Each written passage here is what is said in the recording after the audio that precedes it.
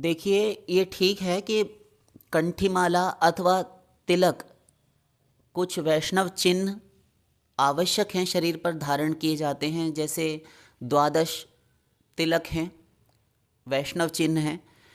ये सब द्वादश अंगों में धारण करने की एक विधि है और आचार्य लोग कहते हैं,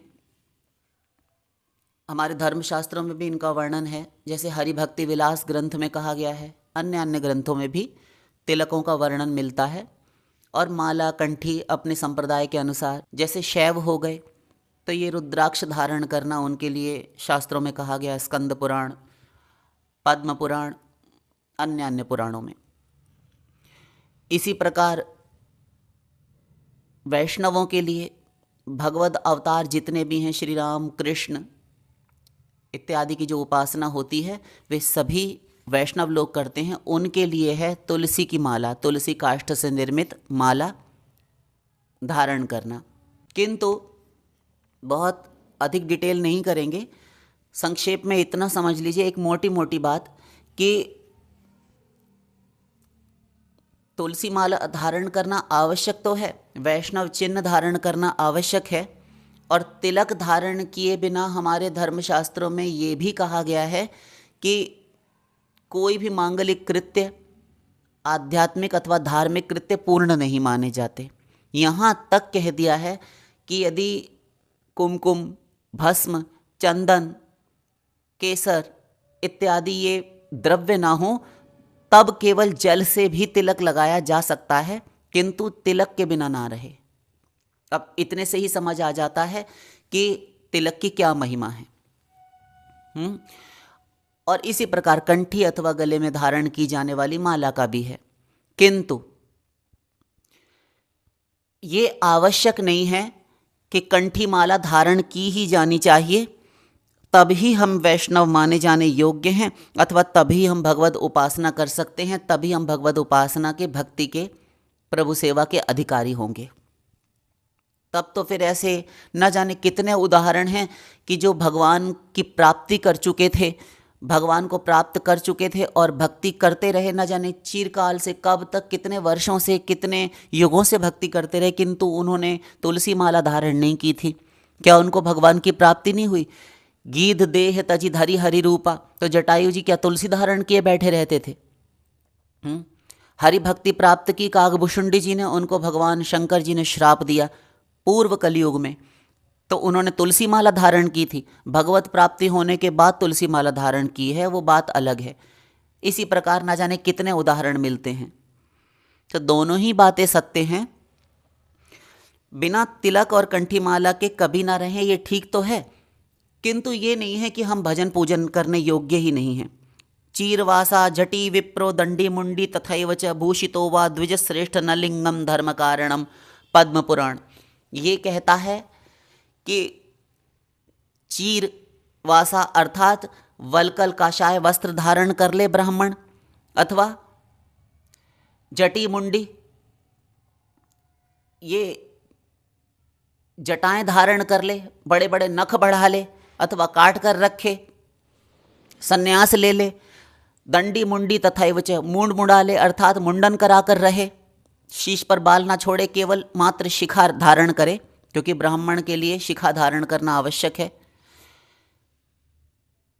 तथैव च किंतु न लिंगम धर्म कारणम, भगवान के चरणों में भक्ति यदि करने वाले हैं तो वह स्वपच हों, चांडाल हों, हीन से हीन, निम्न योनि में, निम्न गतियों में भी हैं, किंतु यदि नारायण पारायण हैं, भगवान के भक्त हैं, भगवान की उपासना करते हैं, तब वे किसी भी जाति के हो सकते हैं, किसी भी गोत्र के, किसी भी वर्ण आश्रम के हो सकते हैं।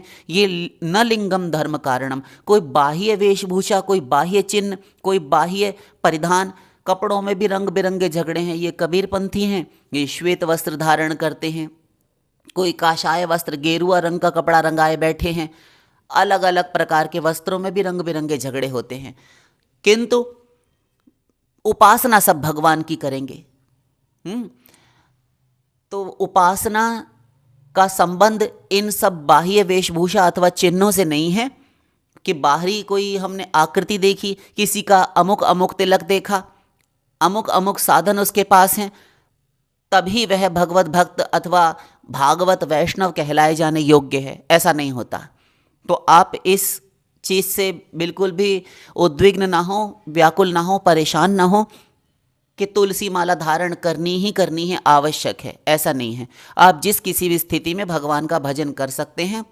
केवल एक नियम धर्मशास्त्रों में कहा गया है, समस्त शास्त्रों पुराणों का हम यदि सार एक श्लोक में आपसे कहें, ध्यान दीजिए, समस्त वेदों, समस्त पुराणों, अन्य अन्य धर्म ग्रंथों, आर्ष ग्रंथों, निबंध ग्रंथों का सार यदि एक श्लोक में हम कहें तो केवल इतना ही है, आलोड्य सर्वशास्त्राणि विचार्य च पुनः पुनः इदमेकं सुनिष्पन्नम ध्येयो नारायणो हरि। लिंग पुराण, मत्स्य पुराण, नृसिंह पुराण और गरुड़ पुराण, यह श्लोक इन सारे पुराणों में मिल जाता है समान रूप से। इसका क्या अर्थ है? इसका ये अर्थ है कि ब्रह्मा जी ने, हम साधारण ऐरे गहरे की बात नहीं कर रहे, हम ब्रह्मा जी की बात कर रहे हैं, आदि जीव ब्रह्मा, जो भगवान के विशुद्ध सत्व, जो भगवान हैं, उनके रजोगुण के, विशुद्ध रजोगुण के अवतार हैं। वे ब्रह्मा जी कह रहे हैं, ब्रह्मा जी स्वयं भगवान हैं, ऐसा हमारे धर्मशास्त्रों में वर्णन है। ब्रह्मा जी को हल्के में मत लीजिए। तो ब्रह्मा जी कहते हैं, मैंने समस्त वेदों शास्त्रों का निचोड़ निकालकर एक निष्कर्ष निकाला है। विचारे च पुनः पुनः, बार बार विचार किया, एक बार नहीं। ब्रह्मा जी जिन्होंने नथिंग से सारी सृष्टि रच दी, वे कह रहे हैं पुनः पुनः, बार बार मैंने विचार किया।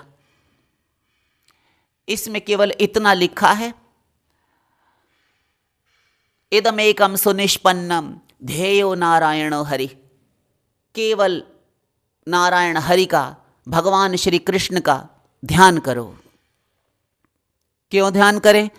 तो कहते हैं ध्यान इसलिए करो क्योंकि तुम्हारा मन संसार में, विषय भोगों में लिप्त है, वासनाओं में लिप्त है, और ध्यान विषय है मन का। यदि तुम ध्यान करोगे तो तुम्हारा मन भगवान में तदाकार होगा, तादात में स्थापित कर लेगा, तो तुम विषय रस से छूटे रहोगे। भगवान में मन लगाने से जब भगवान अपनी स्वरूप शक्ति प्रवेश कराएंगे तुम्हारे हृदय में, तुम्हारी मन बुद्धि में, तो ये सब दिव्य होते जाएंगे। जैसे जैसे जितनी जितनी लिमिट, जितनी जितनी मात्रा में ये दिव्य होते जाएंगे, उतनी उतनी मात्रा में भगवान का, साक्षात भगवान का अनुभव करने लगोगे।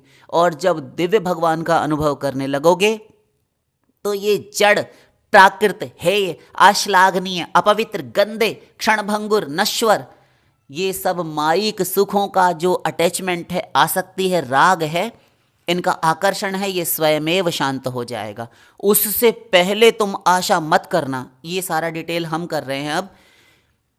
श्लोक का भावार्थ तो हमने पहले ही बता दिया, केवल भगवान का ध्यान करना, ये डिटेल हम कर रहे हैं।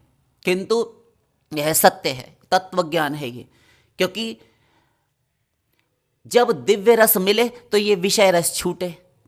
हमें जब तक गंगा जी नहीं प्राप्त होती, हम साधारण सरोवर का अथवा नल का, कुएं का पानी पीते रहते हैं, काम चलाते रहते हैं। किंतु ये सांसारिक विषय तो उससे भी गए बीते हैं, इनमें सुख नहीं है।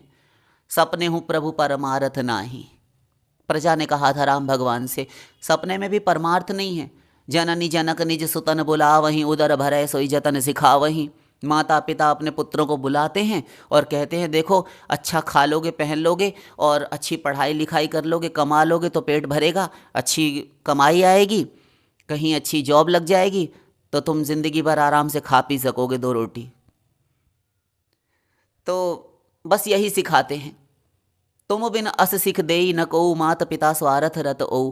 किंतु प्रभु आपके सिवाय ऐसी शिक्षा कोई नहीं दे सकता, आपके भक्तों के सिवाय ऐसी शिक्षा कोई नहीं दे सकता, क्योंकि माता पिता भी वो स्वार्थी हैं। हेतु रहित जग जुग उपकारी, तुम तुम्हार सेवक असुरारी। हे राक्षसों के शत्रु, प्रभु आप और आपके सेवक, ये 2 ही हैं जो हेतु रहित, बिना कारण से कृपा करने वाले हैं, उपकार करने वाले हैं। शेष तो सब सुर नर मुनि सब के यह रीति, स्वार्थ लागी करहि सब प्रीति। शेष तो सब अपना मतलब साधने के लिए लगे रहते हैं, किंतु एक आप और एक आपके भक्त ही ऐसे हैं जो कभी किसी से कुछ चाहते नहीं। तो आशा करते हैं आप समझ गए होंगे कि भगवत भजन के लिए है शरीर मिला है, यहाँ आकर भगवान का ध्यान कीजिए, स्मरण कीजिए, स्मरण कीजिए, स्मरण कीजिए। शेष समय इंद्रियों से भगवान की पूजा कीजिए। और ठीक है, इंद्रियां भी लगी रहें तो अच्छा है, अन्यथा ये विपरीत मार्ग में गामिनी हो जाएंगी, विपरीत गामी हो जाएंगी, उल्टे सीधे काम करवाएंगी आपसे। कभी कुछ भोगने के लिए, कभी कुछ देखने, सूंघने, स्पर्श करने, चखने के लिए कहेंगी। तो इनको भगवान में लगाइए, इंद्रियां भी लगी रहे, मन भी लगा रहे। शेष फिर लाडली लाल की